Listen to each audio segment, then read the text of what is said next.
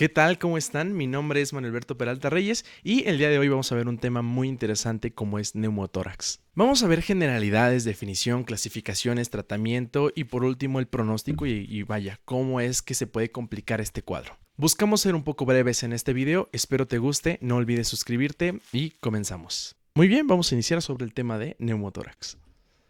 Primero lo primero, ¿cómo se define?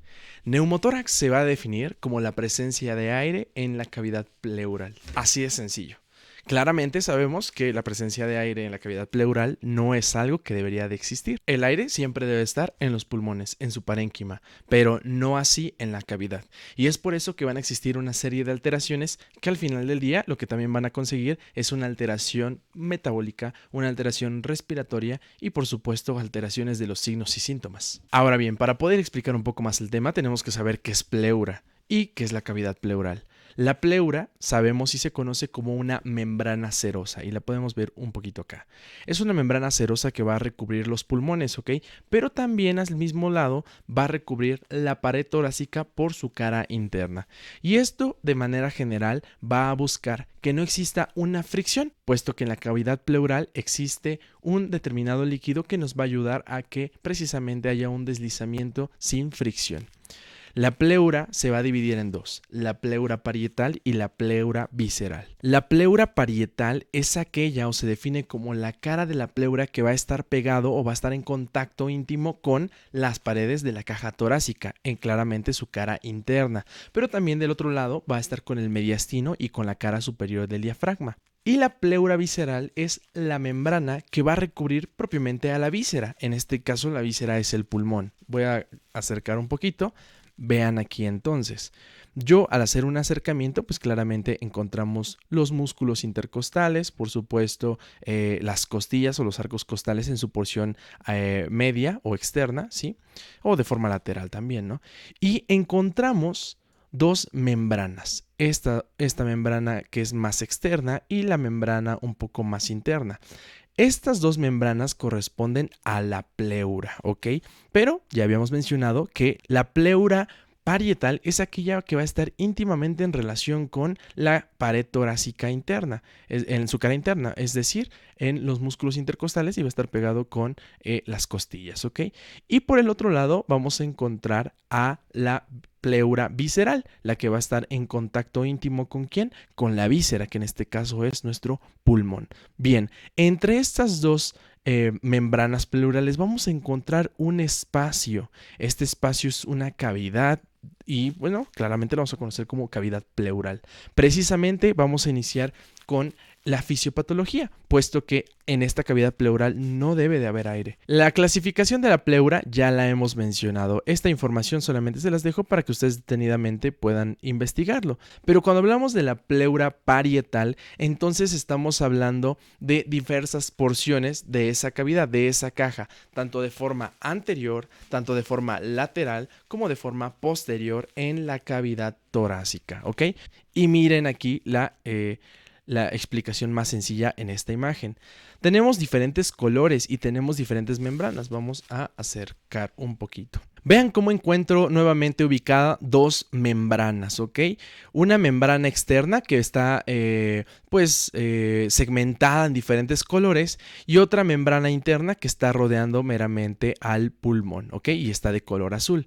Bien, entonces como les comentaba, la que tiene diferentes colores y es externa, ¿a qué pleura corresponde? A la pleura parietal, ¿ok? Y cuando hablamos de la porción superior, esa es la pleura superior o pleura en cúpula o pleura cervical, ¿ok? Cuando hablamos de la parte externa lateral, pues podemos hablar de la pleura costal, ¿ok? La pleura costal y dependiendo de las relaciones, si va más para atrás es la pleura costovertebral y si va más para adelante o va hacia enfrente, podemos decirlo la pleura costomediastínica o la pleura costo external, ¿ok? Bien, y cuando encontramos este apartado, este fragmentito que es de color como rosa, como color vino, bueno, estamos hablando de la pleura parietal. ¿De qué tipo? Diafragmática, porque está en íntima relación con el diafragma. Por su parte encontramos a la pleura que está recubriendo a la víscera, al pulmón, y claramente esa es la pleura visceral. Muy bien, es muy importante conocer la anatomía y las diferentes barreras o capas que se encuentran desde afuera, desde el exterior, hasta llegar a la cavidad pleural. Si yo hago un acercamiento en este momento, vean cómo desde forma externa a interna, primero me encuentro con la piel, por supuesto. Después encontramos las fascias superficiales que, posterior a ello vamos a encontrar capas de tejido adiposo, ¿sí? Más profundamente nosotros vamos a encontrar los músculos serrato anterior, ¿sí? Y también vamos a encontrar a los músculos intercostales, ¿ok? De tipo externo. Después también a este nivel ya encontramos las costillas propiamente, ¿no? Y los intercostales pues son los músculos que se insertan entre costilla o arco costal y arco costal. Más internamente vamos a encontrar al músculo interno, ¿ok? El músculo intercostal pero interno. Y más profundamente vamos a encontrar al músculo intercostal más interno, así le dicen, ¿no? Puede ser el más interno o el profundo, ¿ok?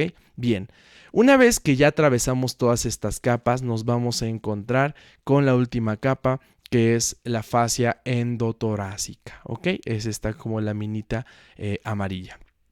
Bien, y una vez que atravesamos las fascias, entonces ahora sí llegamos a la pleura. La pleura, nuevamente, ¿cuál? Primeramente es la pleura parietal y luego la cavidad pleural, posterior a ello la pleura visceral y ahora sí encontramos la víscera. Una vez mencionado esto, vamos a iniciar un poco con la fisiología de forma rápida acerca de las presiones que tenemos en el pulmón, ¿ok?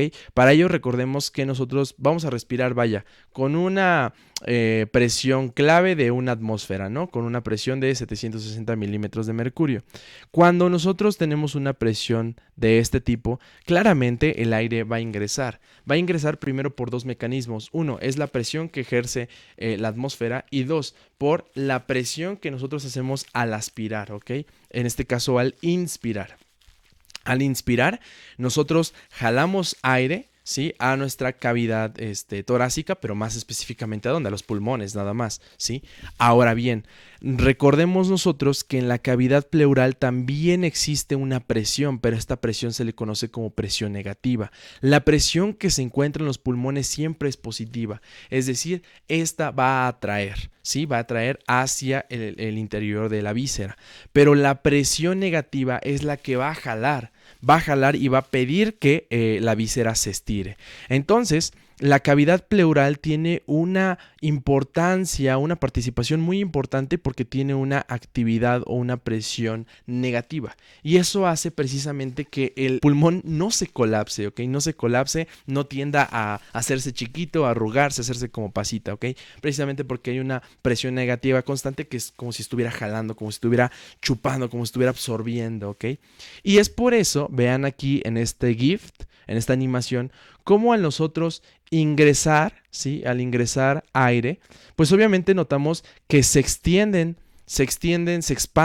nuestros pulmones, pero con ello también hay un movimiento de, por ejemplo, el diafragma y de la cavidad torácica, hay un ensanchamiento, pero nosotros no notamos una diferencia muy significativa en la cavidad pleural sigue igual.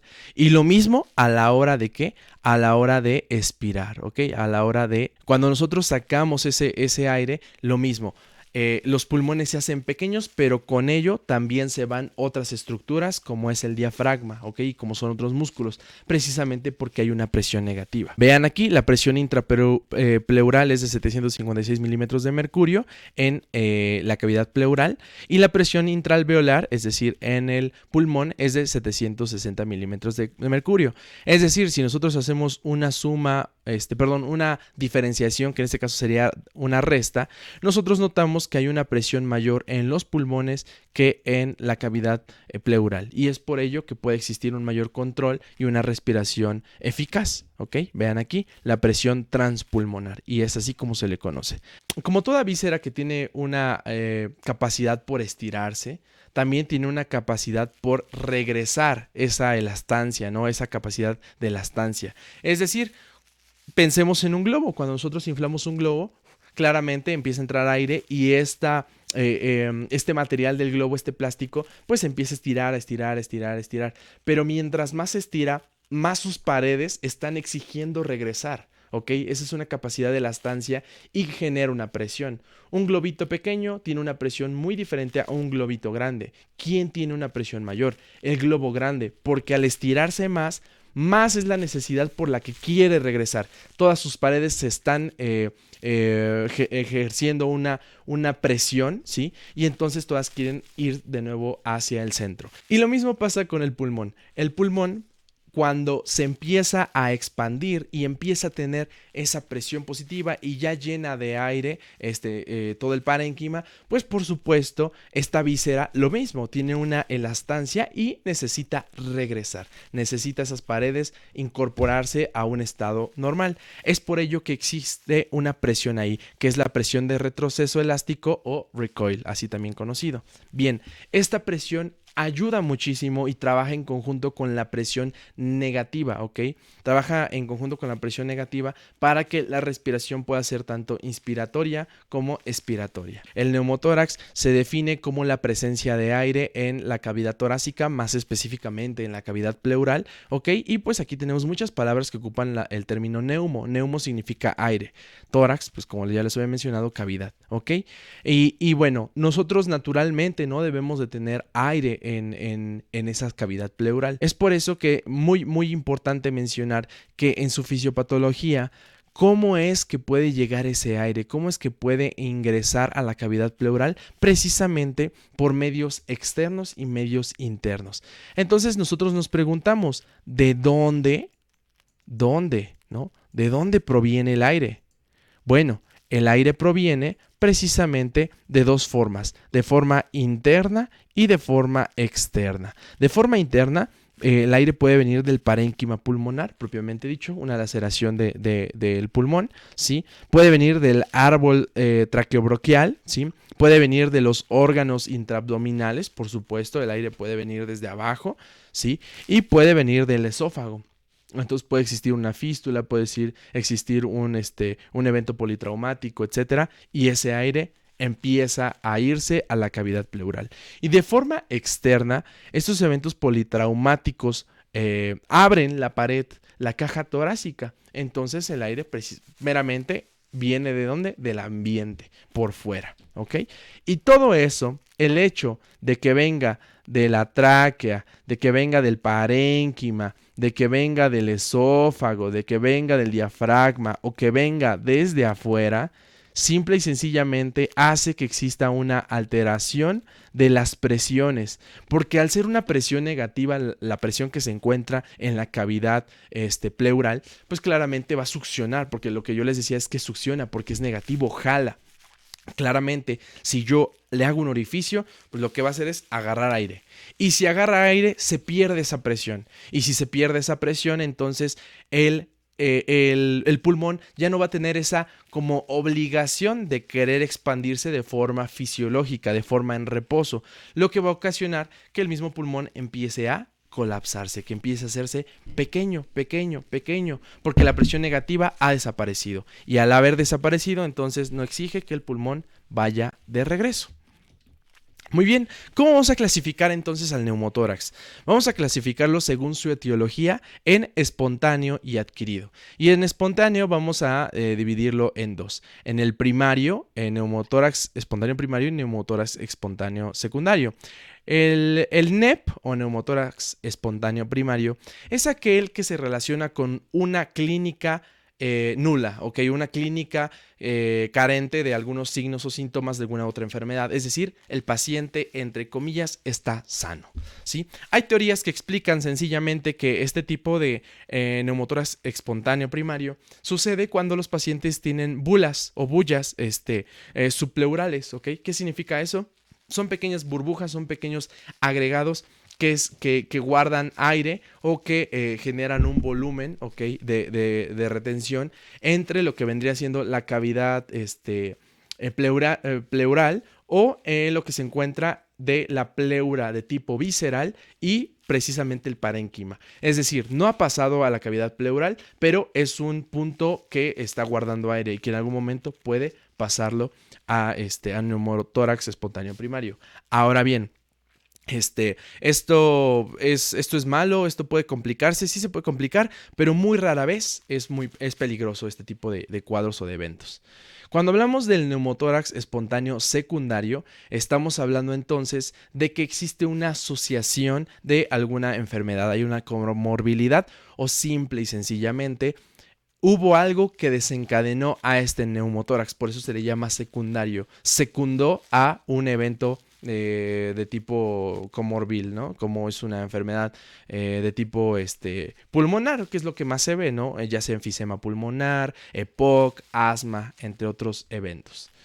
Y bueno, también es muy importante mencionar acerca del neumotórax neonatal y el neumotórax catamenial. El neumotórax neonatal sí suele ser común, pero es un poquito más difícil de que ocurra cuando se trata de tipo traumático, ya que recordemos que las condiciones del tejido óseo de un recién nacido, pues suele ser más cartilaginoso, puede ser más elástico, entonces no tiende tanto a romperse.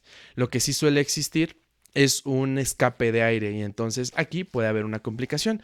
Cuando hablamos del catamenial, este es una afección muy interesante que hasta el día de hoy no se conoce bien por qué es que sucede o cómo es la vía fisiopatológica, pero se le llama neumotórax catamenial a una condición que experimentan las mujeres en un estado fértil y que va en relación al ciclo menstrual. Más específicamente se habla de la presencia de tejido endometrial ectópico en la cavidad pleural, ¿ok? En la cavidad pleural, que al mismo tiempo puede ejercer una lesión y puede existir un escape de aire y por supuesto un neumotórax, ¿ok? Entonces encontramos una endometriosis ectópica a este nivel. Muy interesantemente, ¿no? ¿Qué tendría que hacer o qué tendría que ver un tejido que está en el sistema reproductivo femenino hasta la cavidad torácica? Muy bien. Y por el otro lado vamos a encontrar al neumotórax adquirido y es aquel que precisamente se ha ocasionado por dos eventos, por el iatrogénico o iatrógeno, ¿sí? Y el traumático o también conocido como no iatrogénico. El iatrogénico se relaciona más cuando existe un evento por parte de una intervención médica, es decir, ya sea una intervención quirúrgica, una intervención de tipo diagnóstica, una maniobra de rescate, por ejemplo en el RCP, ¿no? En el RCP las conversiones torácicas y podemos generar un neumotórax, ¿ok? Y cuando hablamos del traumático o no iatrogénico, pues entonces estamos hablando de un evento politraumático, de un evento de accidente. ¿De qué tipo? Automovilístico, lesión, riñas, caídas, etcétera. Entonces, esta es la clasificación principal del neumotórax. Bueno, y ya nada más para comentar acerca de cómo se sigue derivando o subclasificando el traumático o no iatrogénico, pues el traumático va a ser de tipo abierto y de tipo cerrado, ¿ok? Esto significa que en el abierto, pues claramente, como yo les mencionaba, el aire proviene del ambiente y el cerrado el aire puede provenir del parénquima, ya sea que exista una fractura de los arcos costales que precisamente se vayan hacia adentro y meramente esta fractura tienda a lacerar la pleura y sobre todo a la víscera, ¿ok? A la víscera, que en este caso es el pulmón, y pues así puede existir un escape de aire. Muy bien. La clasificación en cuanto al grado de colapso, hay muchas formas de clasificarlo desde el tipo radiológico, que es el más ocupado, pero también desde el tipo de tomografía axial computarizada. Es decir, todos tienen que ser por medio de diagnóstico de imagen, claramente, ¿sí? Bueno, el más ocupado son estos dos, ¿ok? Y nos hablan de el grado de colapso en relación al tamaño y a la línea media. La primera tablita o la primera imagen o esquema que podemos ver aquí a nuestra izquierda, ¿sí? Habla de grado 1, grado 2 y grado 3 en relación a la línea media y media externa de la clavícula, donde nosotros podemos encontrar que la relación que hay entre la cavidad pleural y el parénquima pulmonar o vaya, la víscera, ¿no? La víscera o el pulmón pues claramente empieza a separarse un poco más, pero esta separación no es tan considerable, no es tan importante. Entonces podemos notar que esta se trata de un grado 1 y podemos ver que hay una separación en todos los puntos de la pleura, es decir, desde el nivel cervical, desde el nivel costal y desde el nivel diafragmático, ¿ok? Bien. En el grado 2 nosotros encontramos una separación aún más importante y ya encontramos un grado mayor, ¿no? Ya la pleura, o más bien la cavidad pleural, ya tiene un diámetro mayor. Muy bien. Y en el grado número 3 encontramos un colapso de tipo completo. Este colapso de tipo completo es porque ya ha pasado la línea media, ¿sí? Y entonces ha pasado por más del 70% de reducción del volumen normal del pulmón. Entonces encontramos un grado 3 o un colapso completo, ¿sí? Muy bien. En cuanto a ligero, moderado y masivo, esto habla más de los porcentajes, pero esto es una clasificación un poco ambigua, por ello no la podemos ocupar. En cuanto a la separación de las zonas o las regiones pleurales, ¿sí? de la pleura parietal, nosotros encontramos que un grado 1 es cuando hay una separación de tipo apical, ¿sí? Ya sea desde la línea media hasta lo que es la zona de la cúpula o la pleura cervical, ¿ok? Y bueno, por supuesto también considerar que sigue existiendo una línea media. Cuando encontramos un grado 2, tenemos el grado 2A y el grado 2B. El grado 2A nos habla de una separación ya de todas las regiones exteriores o laterales, que vendría siendo la pleura cervical, la pleura costal y ya empieza con los recesos, ¿no? Y ya podría querer tocar el diafragma, pero aún no lo toca. ¿Ok? Ese es un grado 2A. Y un grado 2B en primera ya está tocando o ya quiere pasar la línea media, esa es una. Segunda, hay una separación considerable y ya está tocando la separación de la pleura diafragmática. Muy bien, y en el grado número 3, sí, pues vaya, este se corresponde a neumotórax de colapso completo, neumotórax completo, porque pues ya encontramos que la región ha sido muy pequeña, ha colapsado, ¿ok? Muy bien. ¿Cómo vamos a evaluar al paciente? ¿Cómo vamos a hacer una evaluación diagnóstica? Claramente, lo primero es una anamnesis, ya sea que el paciente esté consciente, esté estable, ¿sí? Y la exploración física. Esto siempre va a ser en conjunto, va a ser la piedra angular. Y si es pregunta de examen, ¿cuál es el diagnóstico, el diagnóstico no imagenológico? Pues claramente es la clínica. ¿Sí? Entonces, vamos a notar que en estos pacientes con neumotórax va a existir un grado, bueno, la clínica por supuesto va a depender del grado de colapso, claramente, ¿no? Si tenemos un colapso realmente de grado 1, incluso pueden ser asintomáticos muy interesantemente. Y bueno, posterior a ello, según el colapso, la alteración hemodinámica y la alteración respiratoria. También puede existir una disminución de la capacidad ventilatoria, que ya ha quedado claro, y la reserva funcional respiratoria va a cambiar. El 10% de los pacientes, sí, que claramente tienen un evento de neumotórax espontáneo primario pueden ser sintomáticos, ¿ok? Y el 80% de los pacientes van a presentar una clínica en reposo o realizando una actividad normal. Ahora sí, vamos a ver cuáles son esos síntomas. Muy bien. Los síntomas y signos son principalmente el más común, dolor torácico de tipo pleurítico, ¿ok? Entonces puede abarcar toda la zona del hemitórax, ¿sí? Nos podemos guiar con las costillas, precisamente los arcos costales, taquipnea, por supuesto, tos seca, y vamos a encontrar otros signos y síntomas que ahorita los vamos a determinar. Obligatoriamente nosotros tenemos que hacer siempre una comparación de ambos hemitórax, ¿ok? Obviamente a nivel radiológico, ¿sí? Para ello necesitamos estudios de imagen, pero ahorita los vamos a mencionar. Tenemos la tríada clásica descrita por Gilead, que nos habla acerca de una disminución o ausencia de las vibraciones bucales. Esto lo vamos a poder auscultar o simplemente escuchar, ¿ok? También tenemos una hipersonoridad o timpanismo, ¿ok? La hipersonoridad o timpanismo claramente está explicado porque a la percusión va a sonar timpánico precisamente por la presencia de aire en la cavidad pleural. Y por supuesto vamos a encontrar una disminución o ausencia del murmullo vesicular. Recordemos que el murmullo vesicular es el sonido que adquiere o que hace el pulmón a la hora de respirar. El murmullo vesicular es algo normal, algo que debemos escuchar, y en un neumotórax está ausente o está muy disminuido. Muy bien, tenemos otros tipos de signos, como es el enfisema subcutáneo.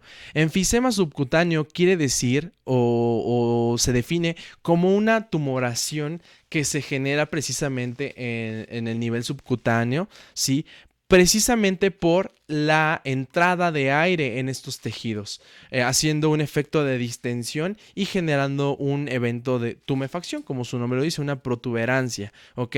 Claramente vamos a determinar estos signos a la hora de la inspección, y sí, ustedes pueden observar aquí, pueden observar aquí en esta, en esta imagen, vean cómo la mano del profesional de la salud, del médico, está haciendo una ligera presión en el pecho, y vean cómo el pecho ya se está como que haciendo hacia abajo, como si fuera gelatina, ¿no? Se está bombando aquí. Entonces nosotros notamos que hay aire en el tejido subcutáneo. Eso es un enfisema. Y ahorita vamos a ver cómo se muestra en la TAC, ¿ok? Muy bien. Entonces vean este video. Quiero compartirles este video, permítanme tantito.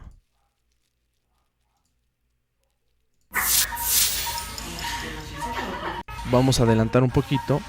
Observamos cómo hay una tumefacción y una tumoración. Vean cómo al hacerle la asepsia y antisepsia parece que si fuera gelatina, como si fuera un coloide, ¿no? Vean como si fuera un globito que no está totalmente inflado. Y aquí encontramos aire, ¿sí? Entonces, esto es el enfisema subcutáneo y es muy común encontrarlo en un neumotórax, ¿ok? Un neumotórax, precisamente porque el aire no solamente se puede quedar en la cavidad pleural, sino también se puede escapar y se puede seguir pasando las diferentes barreras que ya habíamos mencionado. Muy bien. Bien. Vamos a ver este segundo video. Vean aquí este enfisema subcutáneo. Vean, tiene parte del pecho, las mejillas, el cuello, ¿sí? Y la cara. Sí, porque el enfisema también se puede ir a esos puntos. No solamente o no es exclusivo de el pecho o la región torácica. ¿Ok?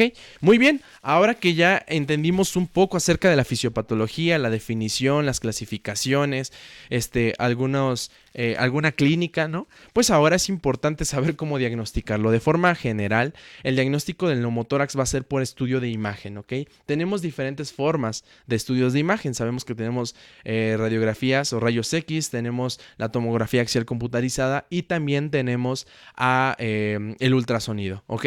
Empezando con los rayos X, se habla de que la técnica más considerable o de una mejor forma para que nosotros podamos diagnosticar al paciente es una técnica en vista postero-anterior, ¿ok? En vista postero-anterior, y también se pide una lateral en inspiración forzada.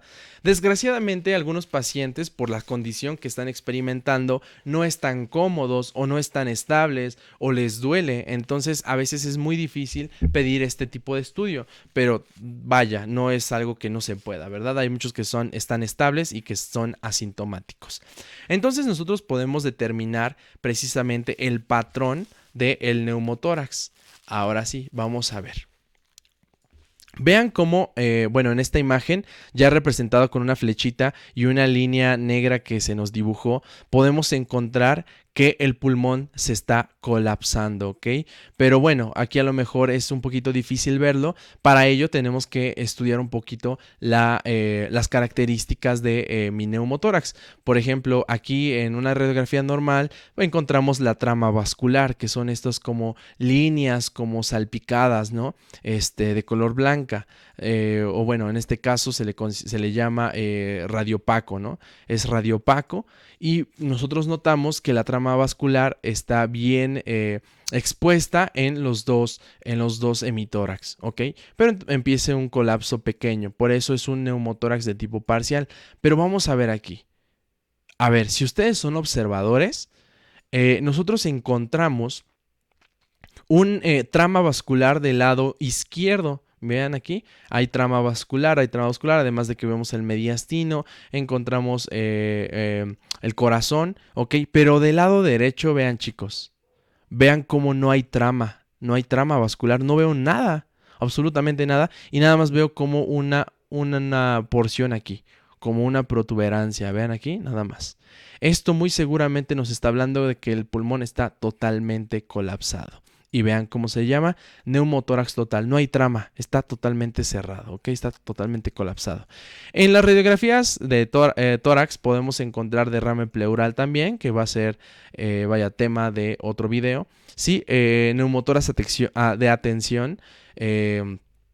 Es muy importante conocerlo porque va a existir una depresión del hemidiafragma, ¿ok? En este caso no tenemos una depresión del hemidiafragma, en este caso sería de tipo homolateral, ¿ok? O sea, del mismo lado, y hay un desplazamiento del mediastino. Normalmente aquí podemos encontrar un desplazamiento del mediastino. Vean cómo la línea media se va hacia ¿dónde? Hacia la derecha, ¿ok? Hacia la derecha. No confundirlo con las vértebras, ¿ok? No confundirlo con las vértebras. Vean cómo se está yendo hacia la derecha. Entonces el desplazamiento siempre va a ir hacia ¿dónde? Hacia el pulmón, que está tratando de revertir, o por compensación va a tratar de trabajar lo más que pueda por compensar lo que se ha perdido del otro pulmón, ¿ok?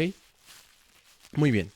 Seguimos entonces, más estudios de imagen, y vean aquí lo mismo que yo les comentaba, ¿no? Necesitamos encontrar la trama vascular. Vean cómo aquí pues nos los está marcando en esta imagen, ¿sí? Acá hay más trama, aquí hay más trama, más trama, pero aquí no hay nada. Aquí nada más encontramos una parte cerrada, un pequeño muñoncito, ¿no? Así le llaman también. Y bueno, nuevamente la trama en esta parte está ausente, y claramente en esta parte, en el hemidiafragma o hemitórax, perdón, en el hemitórax izquierdo, nosotros vemos una trama presente. Muy bien. Ahora vámonos con esta imagen del lado derecho. ¿Sale? Vean aquí. Nuevamente, además de que tenemos todas las estructuras que podemos analizar, los arcos costales, los cuerpos vertebrales, ¿sí? Y vemos, por supuesto, el cuerpo cardíaco o el órgano, el corazón, pues también notamos que existe trama. ¿Ya vieron acá? En el pulmón izquierdo hay trama vascular, hay trama, pero nos vamos al derecho, no hay absolutamente nada. Y vemos nuevamente un muñón, ¿ok? Esto se le llama, cuando hay una neumotórax total, se le llama también signo del pulmón vacío, ¿ok? Entonces, pues bueno, vean aquí cómo es una vista, en este caso es una anteroposterior. Entonces, lo más óptimo sería que fuera posteroanterior, ¿ok? Pero si ustedes se preguntan, ¿con las dos técnicas se puede evaluar? Claro que se puede evaluar, pero con la posteroanterior se magnifica más el pulmón y lo podemos analizar de una mejor manera. Muy bien. En cuanto a la cuantificación radiológica, una de las clasificaciones que ya les había mencionado, vean aquí, chicos. En la primera radiografía nosotros podemos encontrar cómo aquí la capa pleural se empieza a separar, se separa, pero nada más aquí arribita. Es un neumotórax, ¿ok? Esta cavidad empieza a crecer, hay aire, ¿sí? Hay aire, pero es en la porción cervical o la porción superficial o superior, perdón, la porción superior o la porción cúpula, ¿ok? La cúpula pleural. Entonces, aquí empieza a entrar el aire, pero nada más. La trama vascular sí la podemos ver bastante bien, muy, muy, muy, muy bien a la trama vascular, ¿ok? A esto se le llama entonces que es un neumotórax parcial del pulmón izquierdo, por supuesto. Ahora vamos a vernos o a fijarnos un poquito más. Vean ustedes cómo se ve una línea ligeramente delgadita aquí, ¿ok? Esta línea, y que claramente las flechitas ya nos están ayudando, nos determina o nos habla de que ya se está separando parte de la superficial o superior, perdón, del parte superior y también de la región costal. No puedo ver específicamente si se separó del diafragma, pero al menos de la superior, de la porción costal y de la región cervical ya se separó. A este tipo de neumotórax se le puede llamar completo. ¿Por qué completo? Porque se separó de toda la pleura parietal desde la parte superior hasta la parte media e inferior, ¿ok? Muy bien, y no confundir neumotórax completo a neumotórax total. El neumotórax total, nuevamente, ya es un colapso enorme, completo, ¿no? Ahora sí que aquí sería total.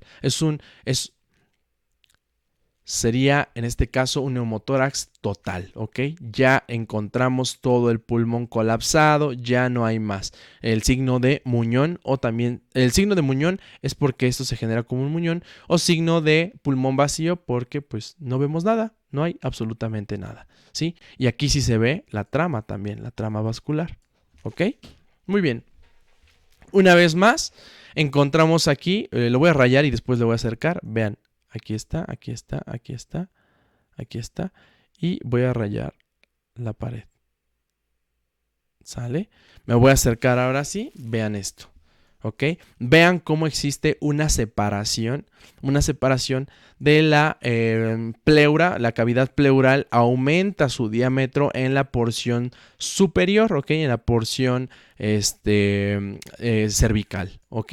Muy bien. Y bueno, también encontramos parte de separación en la porción costal, costolateral, y parte de la porción inferior. ¿Ok? Ah, bueno, y del otro lado también encontramos a vean esto, lo vamos a rayar aquí. Inmediatamente se identifica, ¿no?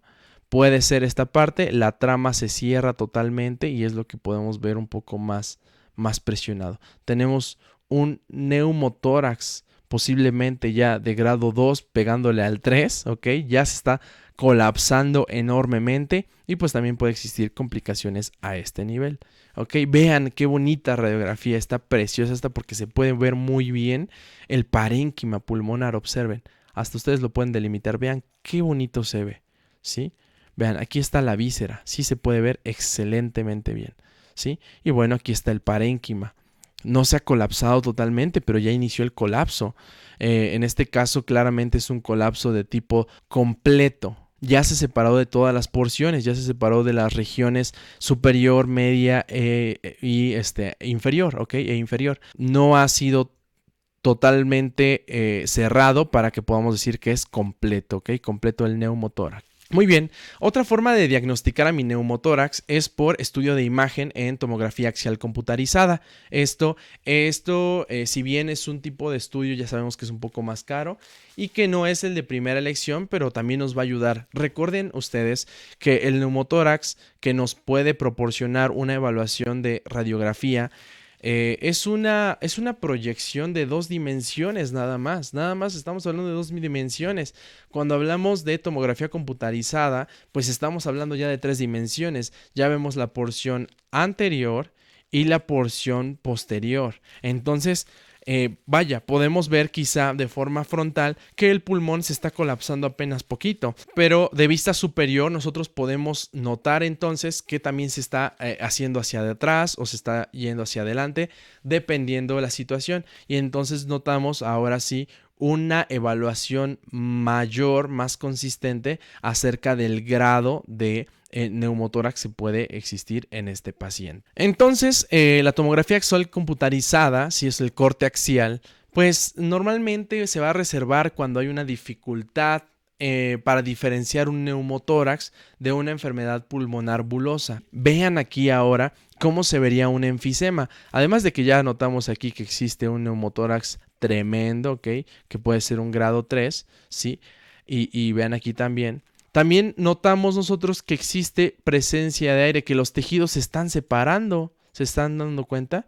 Vean cómo la piel se está separando. Y esto es un enfisema subcutáneo que se puede determinar en la TAC. Vean aquí cómo encontramos enfisema muy presente en el estudio de imagen, en la TAC, ¿ok? Del lado izquierdo, ¿ok? Este es un pulmón, un neumotórax izquierdo con enfisema izquierdo. Tenemos otro tipo de diagnóstico, el diagnóstico por estudio de imagen, es decir, por ultrasonido. No es muy común y no es de primera elección, pero también nos va a ayudar por si el paciente no puede cooperar. Nosotros vamos a encontrar patrones que nos van a determinar los diferentes tejidos que nos está determinando este estudio de imagen. La línea pleural es esta línea que vamos a encontrar ligeramente gruesa, un poquito más más determinante, más resaltable, y vamos a encontrar diversas líneas, se les conoce como líneas horizontales o rayas de mar. Estas rayas son muy comunes y hablan de un evento fisiológico, es decir, de un proceso sano. Y por supuesto, el parénquima pulmonar se va a ver como puntos de arena, por eso esto le llaman la playa, ¿no? Los puntos de arena o el parénquima es la arena como tal, ¿sí? Y las líneas es el mar. Cuando nosotros encontramos un neumotórax, empieza a haber rayas, perdemos estos puntos que deberían existir, que es acerca del parénquima, y el parénquima ya nos está apareciendo, ¿ok? Ya no se encuentra a este nivel porque la víscera o el pulmón se está yendo hacia medial, que vendría siendo su colapso. Entonces hay que preguntarnos, ¿cuándo es que existe un neumotórax estable? American College of Chest Physicians nos habla acerca de una frecuencia respiratoria que debe de ser menor a 24 respiraciones por minuto, ¿no? También nos puede hablar de la frecuencia cardíaca que debe estar entre un intervalo de 60 a 120, ¿sí? Precisamente porque sabemos que este tipo de signos, ¿sí? Y síntomas, en este caso son signos que se pueden medir, pues claramente hablan de una sobrecompensación, ¿no? El trabajo fisiológico que tiene que hacer diferentes sistemas para precisamente llevar la oxigenación que un pulmón ya no puede retener, y bueno, el otro pulmón está sobretrabajando. En cuanto a la presión arterial sistémica, pues debe de encontrarse en intervalos normales, ¿sí? Y la saturación arterial de oxígeno, al menos en un neumotórax estable, puede o debe de ser igual o mayor al 90%, ¿ok? En un paciente puede pronunciarse. Si el paciente también puede tener esa capacidad de pronunciar palabras, frases completas entre respiraciones, pues bueno, ya encontramos un evento estable. Y algunas guías como la BTS nos habla de que existe estabilidad añadiendo a la ausencia de disnea. Vamos con el tratamiento entonces. ¿Cómo vamos a tratar a un paciente con neumotórax? Por objetivos. Lo primero, reexpansión del pulmón, por supuesto, ¿no? Queremos que el pulmón vuelva a regresar a donde estaba. Por supuesto, también evita recidivas. El tratamiento no solamente es para ajustar el cuadro, sino para un evento en el cual se prevengan otro tipo de cuadros neumotorácicos. Tratar los signos y los síntomas, ya que puede ser molesto, como lo hemos visto, dolor torácico, dependiendo del tipo de neumotórax, ¿sí? Y por supuesto, tratar la enfermedad de base, si es que se trata de un NES, es decir, de un neumotórax espontáneo secundario. Entonces vamos a regresar un poquito atrás, retomando de nueva cuenta la clasificación del neumotórax, porque como sabemos, los neumotórax en su etiología aparente, pues es precisamente a lo que se va a acoplar al tratamiento. Es decir, si tenemos un evento traumático, una fractura ósea, pues también va a existir un evento de osteosíntesis, dependiendo de la etiología. Cuando hablamos de neumotórax de tipo estables, ¿sí? Pues vamos a mencionar los pequeños estables y los neumotórax grandes estables. Si hablamos de los pequeños, estamos conociendo entonces que puede existir una oxigenación suplementaria correcta o simplemente estar observando al paciente, ¿ok? Podemos darlo de alta, incluso algunos neumotórax se autolimitan y el paciente puede irse a casa sin mayor intervención farmacológica o quirúrgica, ¿sí? Lo que sí es que siempre a todos los pacientes se les tiene que dar un seguimiento de imagen, estar estudiando su progresión, ya sea mandar radiografías cada 12 a 48 horas para conocer el colapso, el grado de colapso, y estar reevaluando cada 2 a 4 semanas. Si existe un neumotórax pequeño pero hay síntomas significativos, entonces ahora sí tendremos que ejercer ciertas técnicas de urgencia, como es una toracostomía por aspiración o tubo torácico, ¿ok? Que es principalmente para dos cosas: liberar el aire y por supuesto también drenar el líquido que se encuentre en la cavidad pleural. Muy bien, pero cuando hablamos de un neumotórax grande, entonces ahora sí tenemos que hacer una aspiración con aguja o catéter, que idealmente es para pacientes de tipo sintomático, por supuesto, ¿no? Puede ser también una toracostomía con tubo torácico o tomar en cuenta gravedad según corresponda. Pero pues lo primero, descomprimir esa caja torácica. Entonces, conclusiones. El tratamiento de un neumotórax pequeño estable es básicamente dejarlo que evolucione solito. ¿Por qué? Porque el aire se reabsorbe incluso de 1 al 2% de su volumen al día. Entonces no pasa nada. Pero si empieza a existir eventos de síntomas de una complicación, entonces ahora sí, ya sea un neumotórax pequeño o un neumotórax grande, tiene que existir una intervención, no precisamente abierta o una intervención quirúrgica abierta. Puede simplemente ser una punción evacuadora, ¿ok? Tan sencillo como generar una toracocentesis por aguja, ¿ok? Por aguja, hacer un catéter pleural de tipo fino, ¿ok? Ya sea con o sin aspiración, un drenaje pleural. Y bueno, las demás opciones también ayudan, pero son ya para casos más especiales, donde principalmente los primeros puntos no están ayudando, no están funcionando y se tiene que explorar qué es lo que está causando de nueva cuenta esa recidiva, esa complicación. En cuanto al tratamiento no intervencionista, claramente es importante que el paciente abandone todas aquellas sustancias o actividades que ejerzan una alteración en la hemodinamia y también en la fisiología de la respiración. Entonces se tiene que abandonar el tabaco, se tiene que dar una correcta analgesia, ¿no? A agentes antiinflamatorios y agentes analgésicos. Dar una profilaxis antitrombótica por los eventos traumáticos, ¿ok? Los eventos politraumáticos, y para evitar algún tipo de complicación de obstrucción, alguna obstrucción de alguna rama o de la misma trama del parénquima pulmonar. Un reposo postural es muy importante, así como terapia, ¿ok? Terapia respiratoria. Evitar, por supuesto, actividades de alto riesgo, ya sea deportes, a lo que se dedicaba, o el trabajo, ¿no? Y pues viajar a zonas bajas puede ayudar muchísimo, es decir, con presiones atmosféricas altas. En cuanto a la aspiración con aguja, ¿sí? Nosotros vamos a encontrar diferentes técnicas, porque ya lo mencionamos. ¿Cómo es la aspiración por aguja? Técnica de Trocard o la de Seldinger modificado, ¿ok?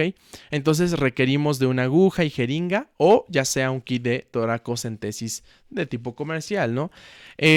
Normalmente, por expertise, este tipo de toracocentesis se hace, ¿sí?, a ciegas. Obviamente, por la expertise y por la anatomía que tiene el profesional de la salud del médico, empieza a ubicar los espacios intercostales, ¿sí? A nivel del segundo espacio intercostal principalmente. Pero cuando no es a ciegas, cuando es guiado, puede ser guiado por ultrasonido. No es muy común, pero por supuesto que también se puede hacer. Como les mencionaba, es en el segundo espacio intercostal, en la línea media clavicular. El catéter puede ser de 8 a 9 French para que pueda llegar al espacio pleural y pueda empezar a drenar, porque va a drenar tanto aire como líquido. Entonces, ya cuando se nota que la aguja empieza a tener esa capacidad por liberar aire, bueno, la aguja se empieza a retirar y el catéter se mantiene, incluso se puede introducir un poco más, ¿vale? Para que precisamente empiece a drenar todo el líquido y todo el contenido que está en la cavidad pleural. Puede existir una aspiración manual también, una aspiración manual con jeringa, sí, pero meramente esto es un método con necesidad de expertise, ¿ok? Y lo que se busca es liberar 4 litros de aire al menos, es decir, cantidades considerables según el neumotórax. Y por supuesto, posterior a ello, nuevamente, seguimiento. Dar radiografía 4 horas más tarde, y luego 24 horas más tarde, y luego 48 horas más tarde, para ver si fue exitoso, si se ha complicado, si ha aumentado o ha disminuido el neumotórax. Eso es por aguja. Ahora la toracostomía, que también es muy común, puede ser, ya saben, por medio de catéteres que se van a colocar igual a ciegas o pueden ser guiados. Estos nos van a ayudar y como ustedes aquí lo ven, ese tipo de catéter pues tiene un diámetro pues más considerable, ¿no? Está mucho más grande, pero tiene diferentes poros, es como si estuviera fenestrado, ¿ok? Tiene diferentes poros precisamente para que si un poro se tapa, no permite ese correcto drenaje, pues bueno, los diversos poros nos pueden ayudar a hacer esa recolección, lo que exista en la cavidad pleural. Los tubos de mayor calibre, como vendría siendo del número 22 al 28, puede ser para pacientes inestables, ¿sí? Con neumotórax a tensión. Entonces se dan diámetros más grandes para pacientes inestables y se dan diámetros más pequeños para pacientes estables o con un neumotórax pequeño. ¿Ok?